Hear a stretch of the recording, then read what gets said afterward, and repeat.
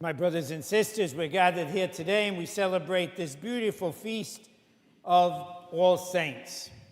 And as we come together this afternoon, this feast reminds us in a special way of one of the deepest beliefs of our faith. Every time we say the creed, we say, I believe in the communion of saints. And these days keep us united with that belief.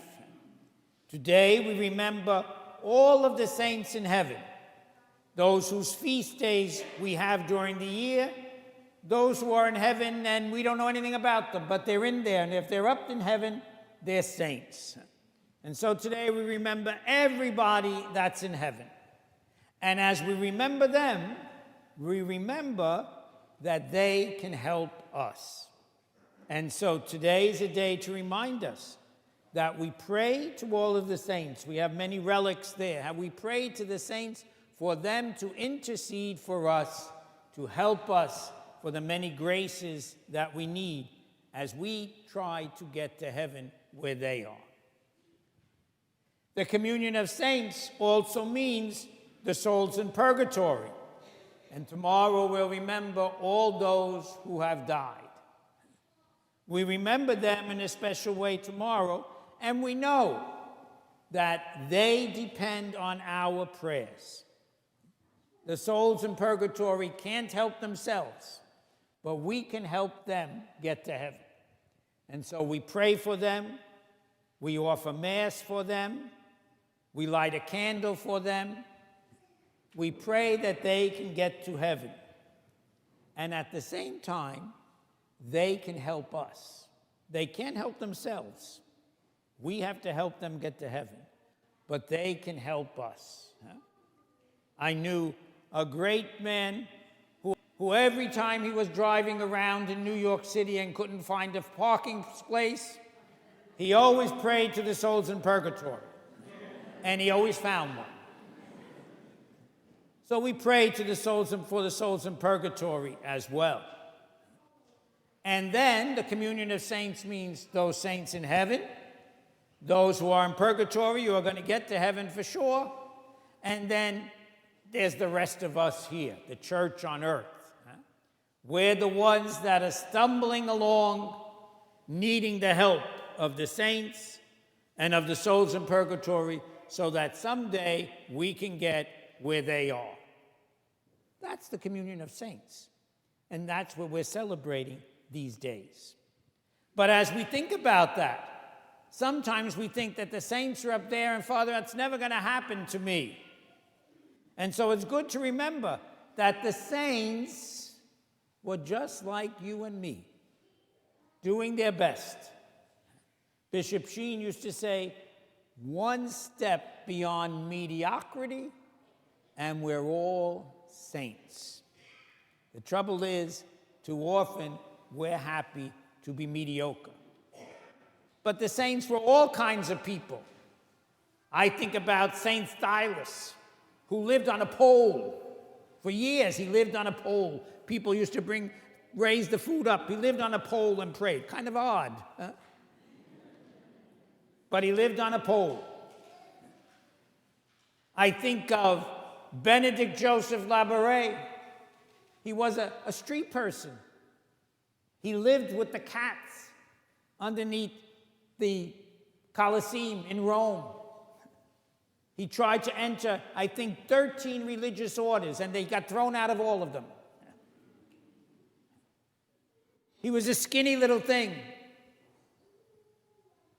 but he opened his heart to God, and he's a great saint. I think of St. Thomas Aquinas, a genius who was quite fat. They tell us they had to cut a hole in the table for him to get close. So if we're fat, we have a chance.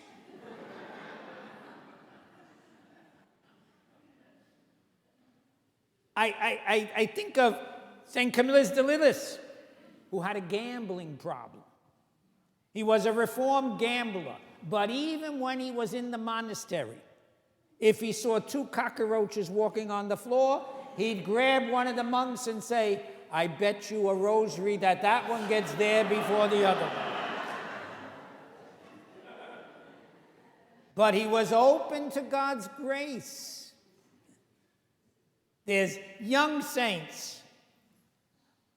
Carlo Acutis, a young man who just opened himself to God's grace, and God overpowered him with grace.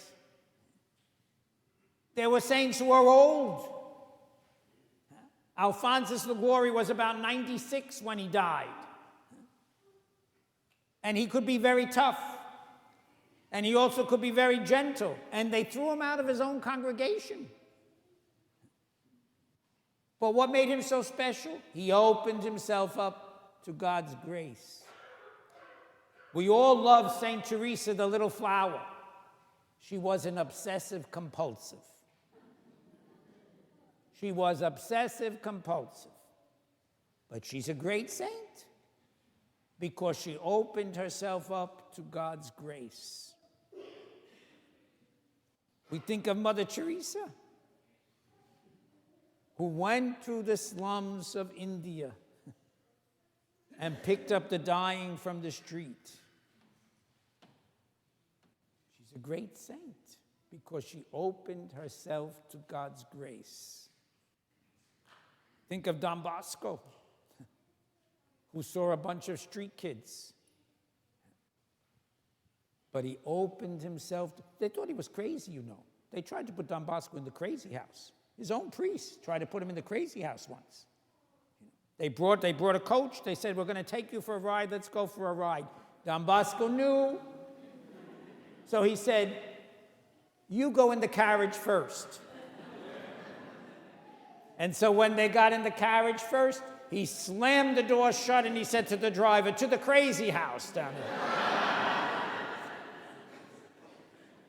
They thought he had to be crazy to be spending all his time with these kids in the street.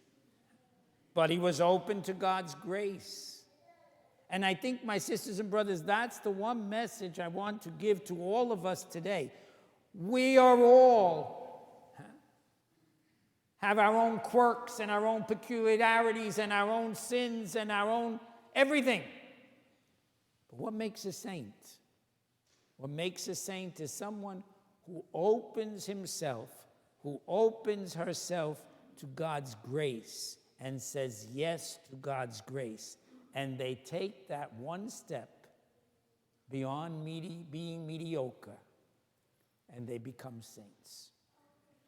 Today, as we reflect on holiness, as we reflect on the saints, the question that keeps coming to my mind, the question I ask the people who are here on this day of prayer, the question for all of us, if they did it, and they were all kind of peculiar in their own way, if they became saints, why can't I become a saint? I need to open myself to God's grace and take that step.